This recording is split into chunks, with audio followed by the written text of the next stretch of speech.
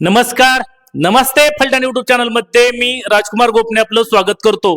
सातारा सांगली स्थानिक स्वराज्य संस्था मतदारसंघातील निवडणूक आता एक दिवसावरती येऊन ठेपलेली असतानाच अगदी शेवटच्या दिवसापर्यंत रंगलेले नाराजी नाट्य आता संपलेले आहे.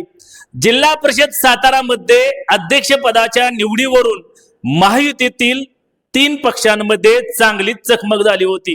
यामध्ये भारतीय जनता पक्ष आणि राष्ट्रवादी काँग्रेस आणि शिवसेनेला या ठिकाणी धोबीपछाड देऊन अध्यक्षपदावरती भारतीय जनता पक्षाने ताबा मिळवला होता आणि यानंतर यांच्यामध्ये गेल्या 2 महिन्यांपासून चांगलेच वैरत्व प्राप्त झाले होते.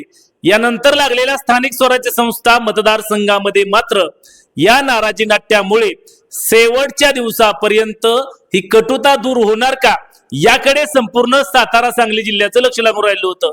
शेवटी भारतीय जनता पक्षाचे उमेदवार धैर्यशील कदम हे टेन्शन मध्ये असतानाच अखेरचे 2 दिवस बाकी असतानाच शिवसेना आणि राष्ट्रवादीची नाराजी आता संपली असल्याचं माध्यमांच्या समोर आलेलं आहे. यामुळे आता सातारा सांगली स्थानिक स्वराज्य संस्था मतदारसंघामध्ये भारतीय जनता पक्षाचे उमेदवार धैर्यशील कदम यांचं पारडं आता जड वाटू लागले आहे. महाविकास आघाडीकडून जे उमेदवार आहेत अभय सिंह जगताप यांनी गनिमी कावा करत त्यांचा प्रचार शेवटच्या टप्प्यापर्यंत आणला असतानाच पूर्णपणे बहुमतात असलेले महायुतीचे उमेदवार धैर्यशील कदमांना मात्र शिवसेना आणि राष्ट्रवादीची नाराजी दूर करणं अतिशय महत्वाचं होतं आणि शेवटपर्यंत ही नाराजी टिकून होती. शेवटचे 2 दिवस बाकी असताना अगोदर राष्ट्रवादी काँग्रेस आणि नंतर शिवसेनेच्या सर्व सदस्यांची नाराजी वरिष्ठ पातळीवरून मुख्यमंत्री देवेंद्र फडणवीस, उपमुख्यमंत्री एकनाथ शिंदे आणि उपमुख्यमंत्री सुनेत्राताई पवार यांच्या माध्यमातून आता ही दूर झाली आहे. एकंदरीतच उद्या मतदान होत आहे. 18 जून रोजी मतदान होत आहे आणि 22 जून रोजी निकाल होणार आहे.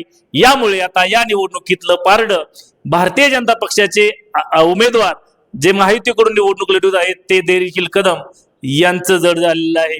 यामुळे आता निश्चितच त्यांचा विजयाचे मार्ग सुकर झाला असतानाच त्यांना किती मताधिक्य मिळणार याबाबतच्या चर्चा रंगू लागलेल्या आहेत.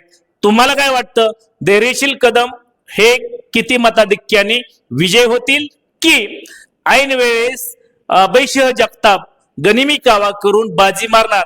याबाबत जरूर कमेंट्स बॉक्स मध्ये कमेंट्स करा. चॅनलवरती नवीन असाल तर नमस्ते फलटण युट्यूब चॅनल सबस्क्राईब करा. बेल आयकॉन दाबा जेणेकरून आमचे नवनवीन व्हिडिओ लवकरात लवकर थेट तुमच्यापर्यंत पोहोचतील. व्हिडिओ आवडल्यास लाईक आणि शेअर करा. आजच्या व्हिडिओमध्ये इथेच थांबूया. पुन्हा भेटूया नवीन व्हिडिओ मध्ये. तोपर्यंत धन्यवाद.